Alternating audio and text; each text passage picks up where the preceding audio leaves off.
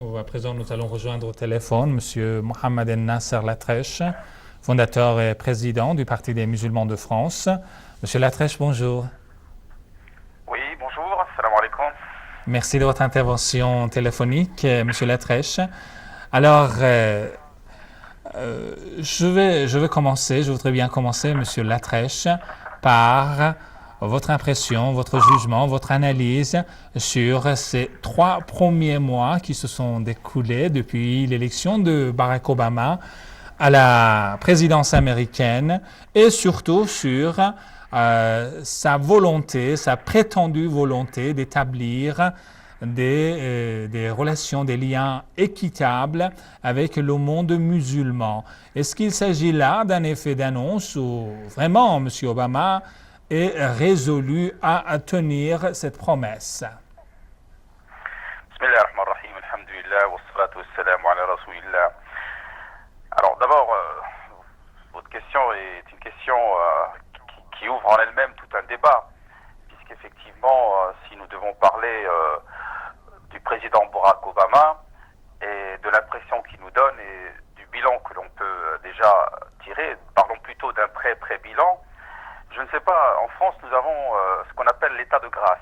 C'est-à-dire quand un président est élu, on lui accorde, l'opinion lui accorde en général une bonne année, la presse lui accorde les 100 premiers jours.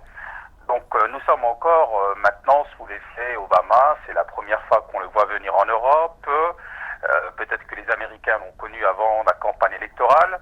Donc maintenant les gens veulent le voir, ils l'ont vu à la télévision, certains aimeraient le voir sur la terre européenne avec ses grands gestes, ses beaux sourires.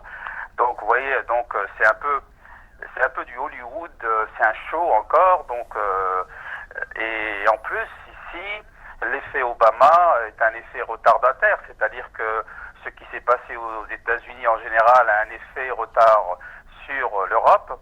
Donc, en clair, nous sommes encore quelque part éblouis par les projecteurs du personnage, mais dans la réalité, je pense qu'ici, les gens n'attendent pas d'Obama de miracle. Parce que d'abord, le président Obama, c'est quoi? C'est un nouvel homme politique d'un système qui ne veut pas lui-même se remettre en cause.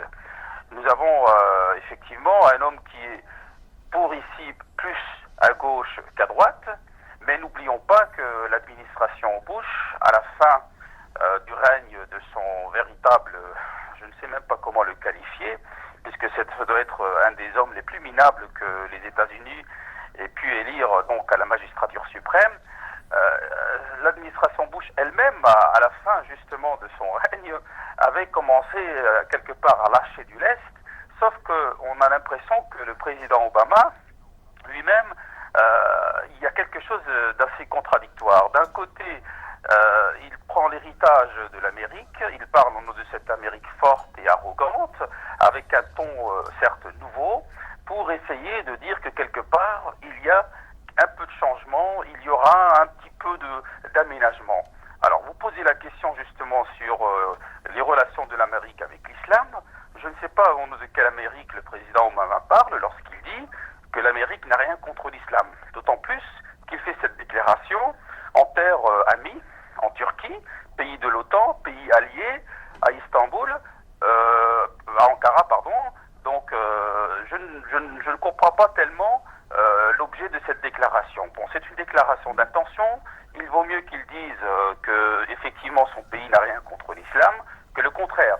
Mais en tout cas, venir dire que les États-Unis n'ont pas de problème avec l'islam et renforcer le contingent en Afghanistan et continuer à pointer du doigt une puissance économique importante qu'est l'Iran et continuer à contourner la question palestinienne, ben, je ne vois pas du tout de quelle Amérique il parle. Donc, dans la forme, nous avons de la contradiction.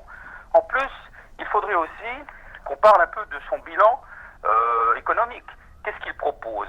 Il ne propose rien de neuf en réalité. L'argent, comme l'a dit justement le professeur Ashtiani que vous avez sur votre plateau, c'est impressionnant. Il est en train de réinjecter de l'argent aux banques, lui qui se dit être celui qui est beaucoup plus du côté des défavorisés. Ceux qui ont vraiment besoin d'être aidés, ce sont les gens qui sont frappés par la crise, pas ceux qui sont à l'origine de la crise. Donc je crois que nous allons véritablement vers une période d'instabilité. Et heureusement, et on ne le cache pas, que cette Amérique-là est affaiblie.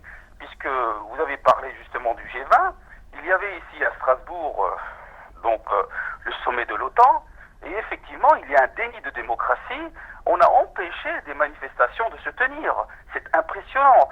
C'est-à-dire que ces gens qui sont venus des quatre coins du monde, ces jeunes qui sont venus de Finlande, qui sont venus du fin fond de l'Europe, il y a des personnes qui sont même venues du Canada et d'Australie pour manifester contre justement ce symbole de puissance politico, économico, je ne sais quoi encore.